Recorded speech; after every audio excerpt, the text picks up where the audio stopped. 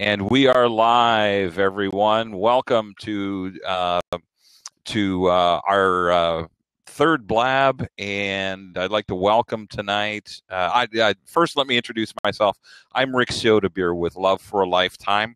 I am a dating coach, a speaker, an author, and a blogger. I'm the co-author of the book Dating Backward, and it's available on Amazon.com. And you can also check me out. I'm at loveforalifetime.com. It's LUV, the number 4, a lifetime.com.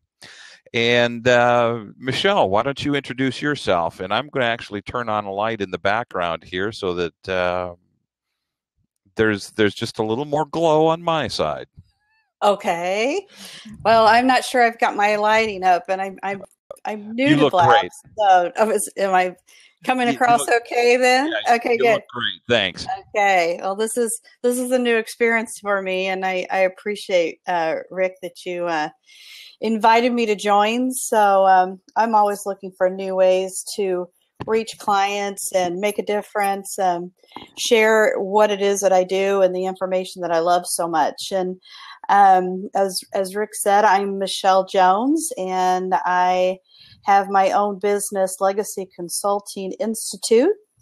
I do a number of things, but primarily what I do is help people in relationships, whether that's in relationships at work, at home, with yourself, in the classroom.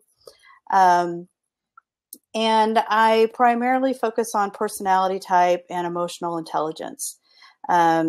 I started out in the mental health world, and when I had a second crack at, I was a stay-at-home mom for a while, and when I second crack back at the working world, I pursued my master's in industrial organizational psychology, and that's psychology of the workplace, much simpler put. And I have several certifications. I'm a self-professed certification junkie. So anytime I have an opportunity to learn something new and get certified in that and share that with clients and people, then I'm thrilled. So. Well, great. Thank you, and thanks for joining me tonight. Michele and I have joined up as business partners on a couple of different ventures. One of them is a meetup group here in the Kansas City area. And we'll talk a little bit more about that at the end. But Michele, tell us, you and I have just started working together and started speaking together. And one of the things that we try to teach people is the importance of great communication in a relationship. And tell us a little bit about how personality types relate to communication in a relationship. Okay. Well, I'll just try to touch on that, and then we can get into the specifics as we go. My orientation workshop on personality type is a 2-hour workshop. So, and that's just scratching the surface. So. Yeah, I understand. So we've got, a ton of information that we could go with, but, I will say that oftentimes I have people say, well, if I know my personality type, for instance, Myers-Briggs is the one that I like to use the most. It's been around for over 75 years. It's tried, it's true. As a psychologist, to me, it's very important that the assessments and the tools that I use are reliable and valid. And it is an extremely reliable and valid instrument. So if we're talking about the Myers-Briggs, or I guess any personality assessment for that matter, I'm often asked, what's the best personality match for me? If I'm this personality type, then what's the best personality type for me to be in a relationship with? And I say that there is no right or wrong, that the best thing is a clear understanding, a willingness to understand, and respect for that personality type. So Myers-Briggs will take, there's 4 different functions, 4 different dichotomies that we look into, each one determining a different preference for the individual. So, for instance, the first preference is whether you're introverted or extroverted. And just because you're extroverted, and I go in through a lot of details determining what that is, but it's basically where we get our energy. So somebody can be very charming and playful and good with people and still be introverted. It's just they get their energy from those quiet, reflective times. So again, if you have somebody who's extroverted and they like to spend their time out interacting with people and with the world and getting out and doing, it doesn't mean that they can't be in a really great, meaningful relationship with an introvert. One of my very favorite couples has just celebrated their 50th wedding anniversary. And one is an extreme extrovert and the other is, and the wife is very introverted. But they have an incredible relationship because they have a respect for one another and the other person's needs, and they meet each other in the middle. Wow, that's incredible. I've always, I always picture, at least from my perspective, that being with somebody that's opposite, or that opposite, can have its drawbacks. But obviously, they've worked through whatever issues they have. Everything else it sounds like a wonderful relationship. It is. And, that's the way all relationships are, is understanding what your own needs are, understanding what your partner's needs are, and then finding a way where the two of you can come together, whether that means they're going to have separate time together or whether that means that they have the extroverted time together and the introverted time together, and understanding the difference. For instance, in that situation, if that couple were to go to a wedding and to the reception, both can be incredibly charismatic. Both can really work the crowd, and they will. And even the introvert is very good with people and very good with relationships and communication and talking amongst the crowd. And she can be a social butterfly when needed. And she's learned to do that because her husband loves to be in a crowd and he loves to be in a group. And so she's learned how to do that in order to support him. But when they go home and he said he's just charged because as an extrovert, he's just been gathering energy all night long because that's where he gathers his energy, right? Yeah. And she's been spending it. She's been like that iPhone that you forgot to turn off when you were in flight, and you get off the flight and you go, oh my gosh, my battery, I need to stop. I need to charge my battery. Right. And, Yeah.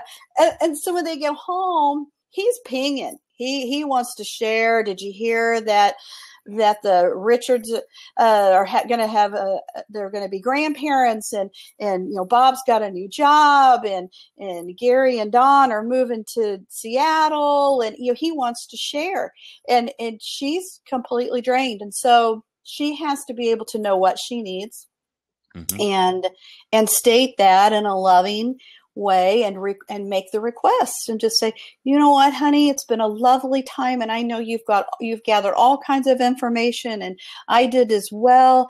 I just need some time to recharge. Can we talk about this in the morning, or and then set aside that time so that he knows that he's going to have that time with her, because that the greatest way an introvert can, or an extrovert can, say that they love you is that they want to spend time with you. Because they like spending time with people, sure. And they'll spend. So if they've chosen you, then that's a love language, sure, of sorts. Yeah, exactly.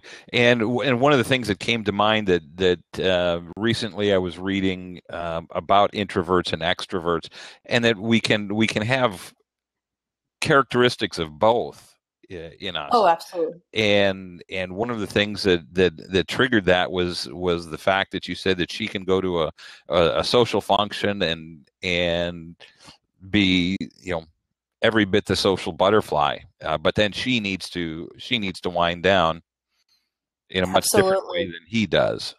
So, Absolutely. As a matter of fact, I just recently posted an article that I wrote about the 5 myths of introverts. And I often find when I do a workshop that individuals won't want to claim that they're an introvert. For some reason, they feel like that it's taboo. But once I start explaining what an introvert means, I think sometimes they have these ideas that it means that they're not sociable or likable, or that they can make friends easily, or and none of those things are true. They make friends very easily. As a matter of fact, the friendships that they do make are usually very intimate, and they're very loyal. They're incredible listeners. mm-hmm. And it doesn't mean they can't speak and share a lot. Introverts, it's a myth that they aren't talkers, because if you can get an introvert talking about something that they're passionate about, I recommend zip a lip and listen, because you're going to learn a lot. Let them go. Let them go. Yeah. And you'll make a friend out of them too, because they don't like to have to fight for that airtime. Yeah. And so if you'll just gently give them that gift, they will take it so gladly, and be so appreciative for it too. So again, a great tip for if you're in a relationship with an introvert, those gifts that you could give that say, I care about you, and you're important to me. So, and I think that's key to any relationship, regardless of what personality style you are. It is a giving relationship, that we both need to give to each other in a relationship, and ideally we give to each other and expect nothing in return. And yes. for extraordinary love, or unconditional love, I guess, is probably the best term for that. So, in most of my thank you, Michele. Now, for those of you that are listening and watching, please feel free to drop us a question, and we'll be happy to answer your questions along the way. So let's keep going, Michele. Tell us uh, some of the other personality types besides the introvert and extrovert. What else? What other characteristics should we be aware of, or should we be looking for in a relationship to maybe create a great match?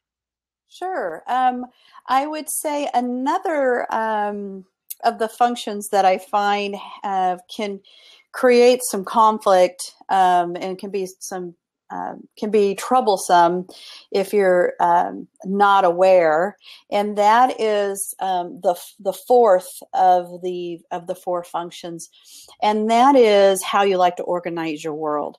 Um, the Myers-Briggs is all based on the theory of Carl Jung. So it is the dichotomy of how you like to organize your world is you're either a perceiver, which means that you like flexibility and you make decisions as life comes to you. And the opposite of that is the preference that's called judging. And it doesn't mean that you're a judger, or that you're small-minded or anything in that way. Mm-hmm.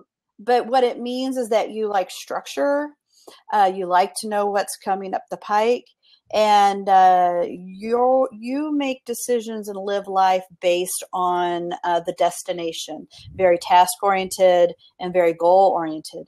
So you can see where if you've got these two different types in the same relationship, you can just imagine some of the different conflicts that could arise from that. But if you have an understanding of what type you are, and what type that is the person that you're in a relationship with, then you can start to identify those things, and actually sometimes kind of chuckle and have fun with it. I'm a P, I'm a perceiver. So, and I'm also an extrovert. So, I never would have guessed the extrovert part. I think I just got a big old E on my forehead. But, I do lead with talking, that is for sure. But I am a good listener. But I do have to. I have to work at remembering to be quiet. But yeah, I like to take life as it comes. I use a fun little example. If you have a J and a P in a relationship, and let's just say the J is a male and the P is a female. Okay, and the J might just for those of us that don't know, J and a P are so the J is the judger. So okay. they're The the ones judger, that like gotcha, more structure. gotcha, I'm sorry. I thank you for helping me clarify that. And then the P is the perceiver. gotcha. So, yeah, I forget. I start using this type terminology, and I appreciate you having me stop so I can clarify Well, that. sometimes I'm a little slow on the uptake, so. I claim to be, this expert on communication, and I totally skipped that. So how am I doing tonight? Huh? Hey, we're doing great. But see, that's part of the communication process. When one doesn't understand, it's important to ask questions, and that in any relationship, a romantic relationship, it's always important to follow up. If your partner or your mate is saying something to you and are trying to tell you something, and you're not getting it, the worst thing you can do is assume that you understand what they're trying to tell you. Oh, absolutely. And we wouldn't do that at work, would we? I mean, if somebody handed us off, our boss handed us off as an assignment and we didn't understand it, we wouldn't just go, oh, I'll figure it out later.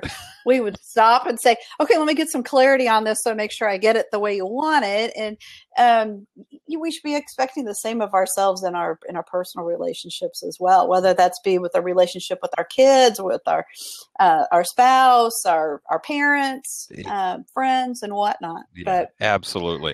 Okay, so I've diverted you enough and it's gone down a rabbit trail. So back to the J and P story. So back to the J and P story, and it's funny because as a P, I'm easily diverted. See how I just went right along with you? So that would be the P. And maybe I'm being the J P here. me. So no, we're just rolling with it. So yeah, that's flexibility. That's what the P's are all about. Yeah. Flexibility. So, so the J might call the P up on Monday and say, "Hey, I was just thinking about the weekend. Would you want to go golfing on Friday?" And the P goes, "Well, it's Monday." And the J goes, "Yeah, I know it's Monday, so I'm making plans for Friday." And the P will start to, and anyone who's a P that is listening to the scenario, they know they're a P because they start getting a little squirmish because you start thinking, oh, I got to lock in what I'm going to do on Friday because I don't know how I'm going to feel on Friday. Golf, I don't know. Maybe my back's going to be hurting. Maybe it's going to be raining. Maybe I'm going to be more in the mood to go hang out at a coffee shop. I may not want to golf on Friday. So that commitment feels uncomfortable for them because they're waiting. Their natural style is to wait for more information to come in order to make a decision. Or maybe we're just waiting for a better offer to come floating in. Well, that could be part of the reason. Yeah. And that's a whole other slew of things. And the reason I bring that up is for those of you watching and listening, Michele and I did a presentation about a week and a half ago to a meetup group here in the Kansas City area, and that was one of the questions about when do you call somebody to schedule a date. Well, old school would say you call by Wednesday for a date on Saturday, but I see the importance of personality styles, because I'm one to wait for the last minute because I don't know how my week is going to go, and it may be just last minute that I get a whim and say, I'd like to go do this. And Michele, what are you doing? And you might say, really, Rick? You waited until Friday afternoon to call me to go out Friday night? Are you serious? Yeah, that's right. So. Well, and I'm a P, And so, it's this delicate balance, and there's all these influences, right? We have our personality type, we have our expectations based on um, what our own rules are, or how we were raised. I'm a P, but I was raised by a dad that taught me to set a certain standards and expect um, a certain behavior by men, and that I was worthy of that. And so if somebody called me at the last minute, if I was in a relationship with them and this was a pattern, then I would have the opportunity to say, hey, it helps me if we can plan a little further ahead, or I feel more cherished if I know that you're thinking of me ahead, and these kinds of things that I may need to express. I'm just making up examples. Right. But if somebody called me and said, hey, thought I was going to be working and I have this free time. I know it's at the last minute, but the first person I thought of that I wanted to share that free time with was you. Oh man, I'd go in a heartbeat. And you hear the difference in how it's been communicated, right? How you structure that communication is critical. Right. So, but back to my the analogy of using the J and the P. You can see where if the P is having a difficult time committing to Friday, how that might hurt the feelings of the J, or it may set in some questions and make them feel not as secure in the relationship. The J might say, well, gosh, what's going on? Maybe she is waiting for a better offer. Is she doesn't know how to tell me she doesn't want to go? Is she not interested? So if you know this about your partner and you know this about yourself, it helps with that communication, right? Absolutely. That's and I'm going to ask you one more time, Michele. I see we had Alicia join us. And explain the difference between a J and a P again for us.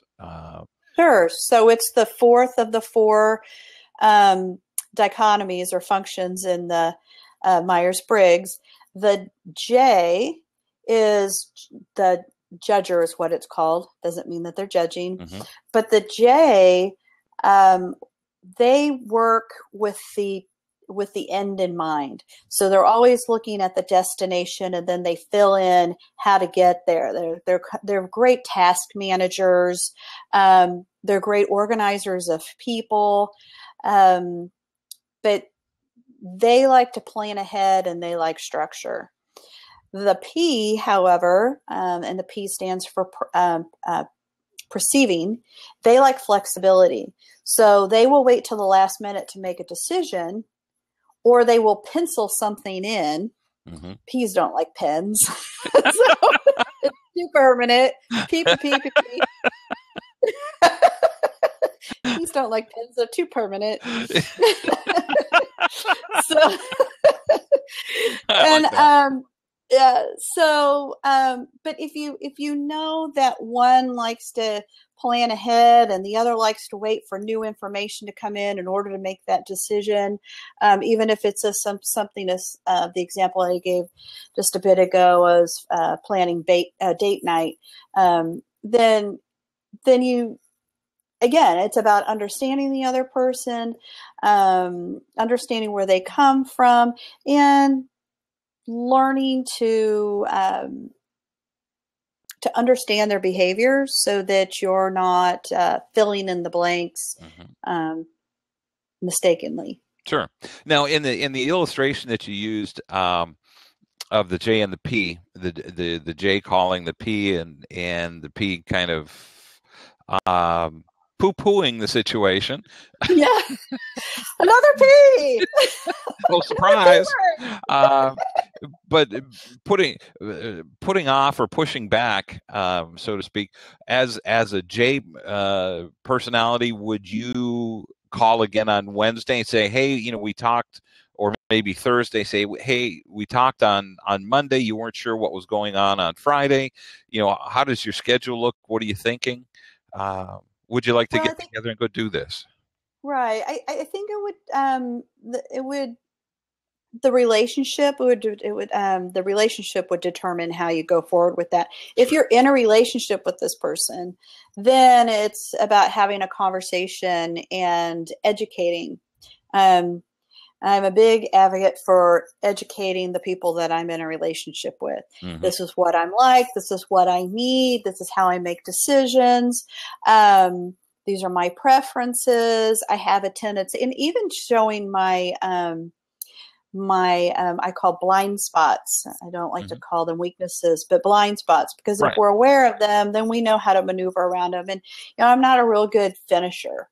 I'm in the Myers-Briggs code. I'm an ENFP, so we're very inspirational. We're brainstormers. We're great with new ideas, and it doesn't take much time doesn't take spending much time around us to be energized and influenced. And but then I like to pass the ball on to somebody else, and I have what I call bright shiny ball syndrome. So I don't want to finish something because I'm on to the next new great brilliant idea. That's why we get along so well, is because we both are creators like that. And we do.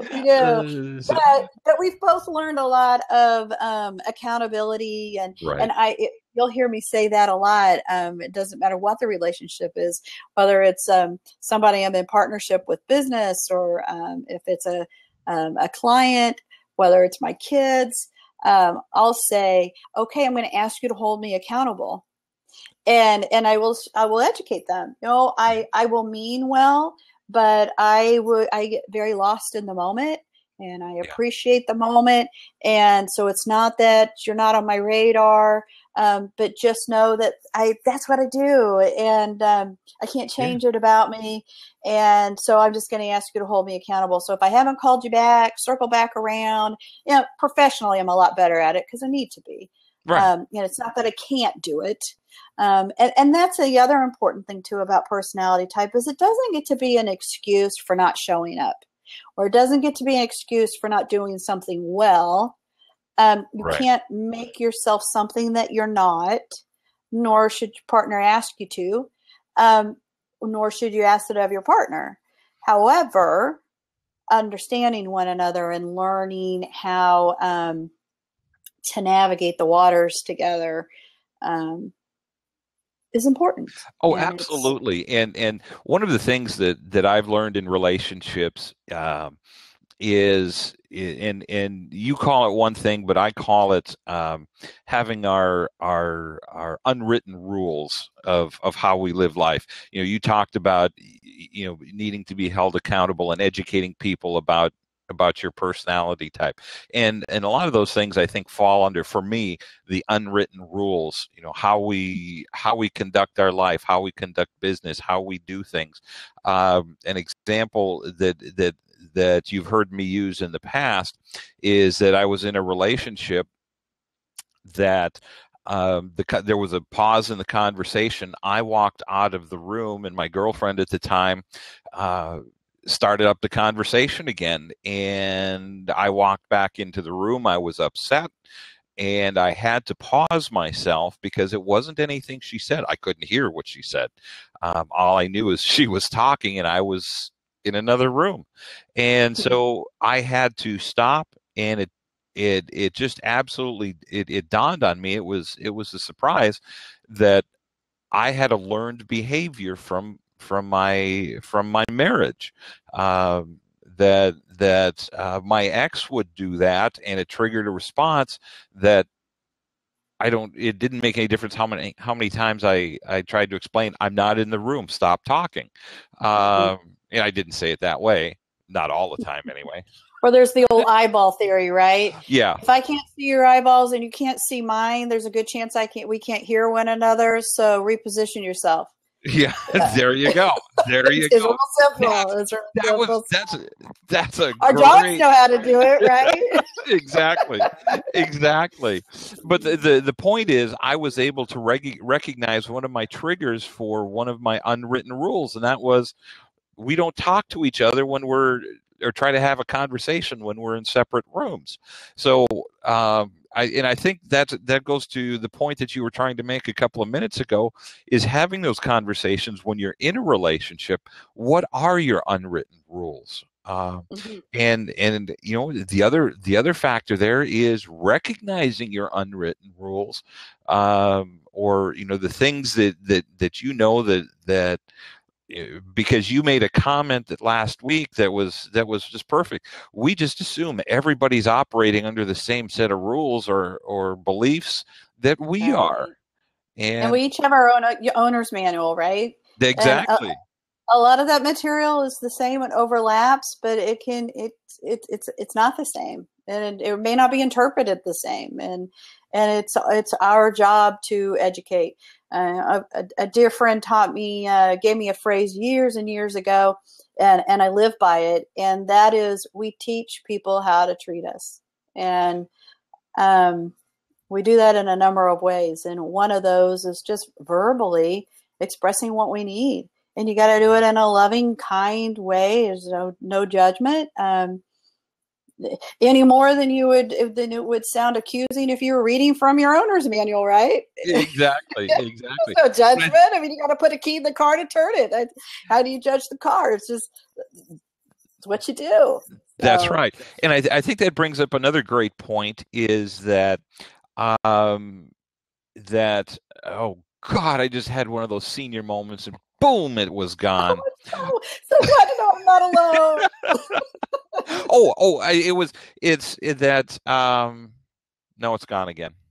Squirrel. How's that? Yeah, the squirrel moment. Yeah, It'll so come back when you don't chase it. yeah, exactly. But those are some really great points, Michele. And we're actually a little bit beyond the time we had planned. We can keep going. If any of you have any questions out there, please feel free to shoot us a question. We'd love to answer your specific questions. Again, I'm Rick Soetebier, and I'm here with Michele Jones, the founder and of Legacy Consulting Institute.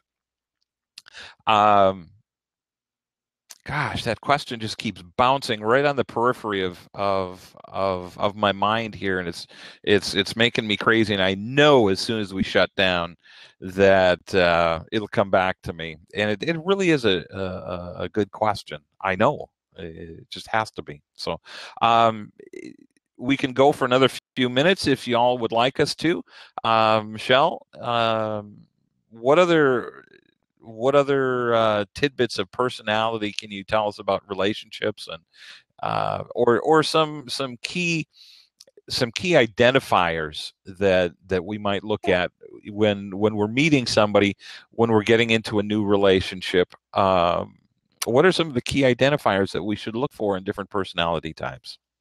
Well, one of the other functions that there's two other functions that I haven't covered yet, and the second of the four is you're either a sensor or you're intuitive, and that is, what information do you rely on and do you trust?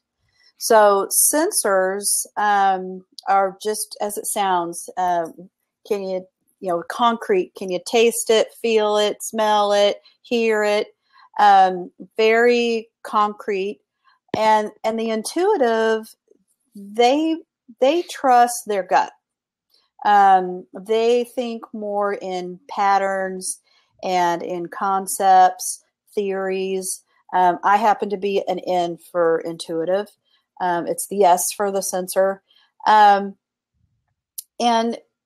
so sometimes the intuitive can be very, the gifts and the ways that they communicate can be very invisible.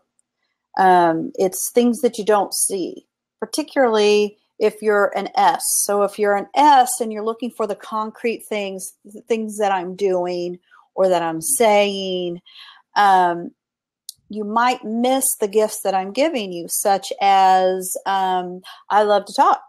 But if I see that you love to talk, I will, especially on a first date, I'll get quiet. And so my invisible gift to you is that I'm giving you that airtime.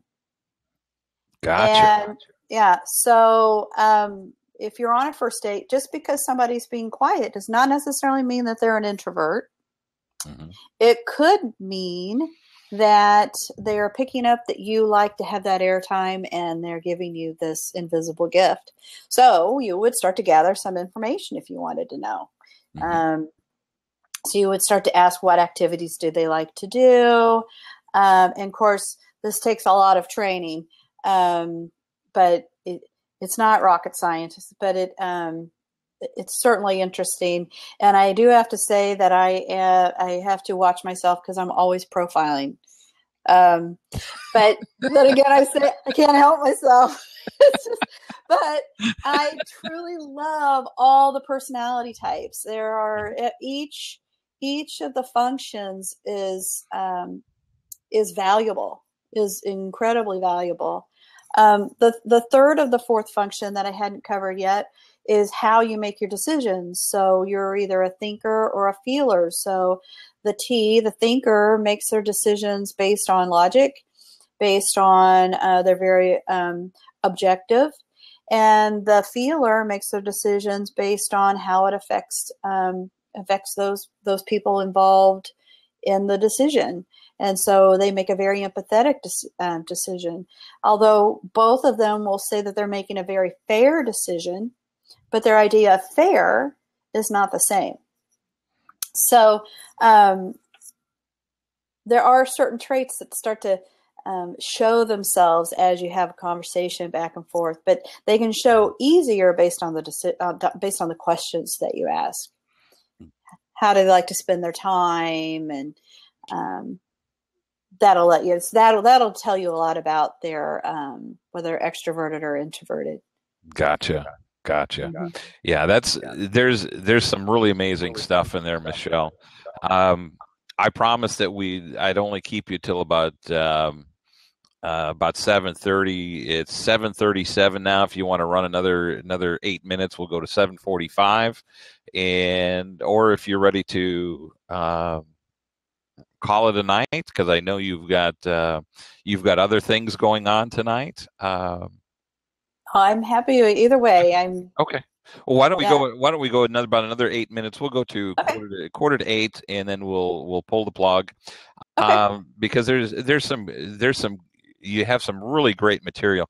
Now, one of the things that I've found in what you've talked about tonight correlates strongly with Gary Chapman's The 5 Love Languages. Mm-hmm. Which for those of you that have not read the book, the 5 love languages include physical touch, acts of service, quality time, words of affirmation, and gifts. And you spoke of giving the gift of being quiet if you're both communicators or both talkers, and that kind of triggered the thought. For me, when I look at myself and the 5 love languages, one of my love languages is acts of service. And one of the things that I just thrilled me with my ex was when she'd come out and help me wash the car or wash the boat, do those things and help with the household chores. I thought that was terrific. To me, that was an act of service, and she was giving back in my love language. How do you see the Myers-Briggs relating to those love languages? There are some correlations and there is some overlap. I want to be careful what I say because I don't want to speak incorrectly, and I need to refresh myself on that. However, I am very familiar with the love languages. Mm-hmm. I think our personality types would influence our love languages in some ways. Gotcha. But more importantly, what I think is interesting is you give the example of helping with the boat and whatnot. My love language is quality time. Mm-hmm. So if in that situation, it was kind of an aha moment for me. It was like, oh, what an easy way to serve both love languages is to fulfill a task alongside with your partner, Yeah. because you're seeing that as your perception of that is that it was an act of service, where my perception is I have an act of service, but I also get to spend some quality time with you. Yeah. Especially if you Um, enjoy washing the car.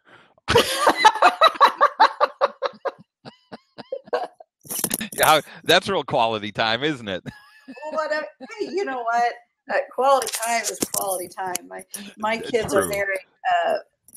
very well aware of that. I love quality time so much that I find myself, when I know I've got two kids that are in college and one in high school, and if I know that my college kids are in town, and you better believe I'm in the kitchen, I'm cooking, I'm doing whatever it is that I'm just around the house, Hmm. um, because I know they're going to they come in and then they slip back out, and I'll wait around for an hour and a half or 10 minutes of quality time. So Yeah. yeah, And quality yeah, time is when you can get it. And it's not always scheduled. no, It's just those special moments that you can pick up here and there. And I think it's a lot more by chance. Um, that those really quality moments happen. So, yeah, you know, yeah, and I look, I look at Christmas when I hadn't been home for Christmas to see my dad in 8 years, and not that I haven't been there in 8 years. It was just I hadn't been there for the holidays.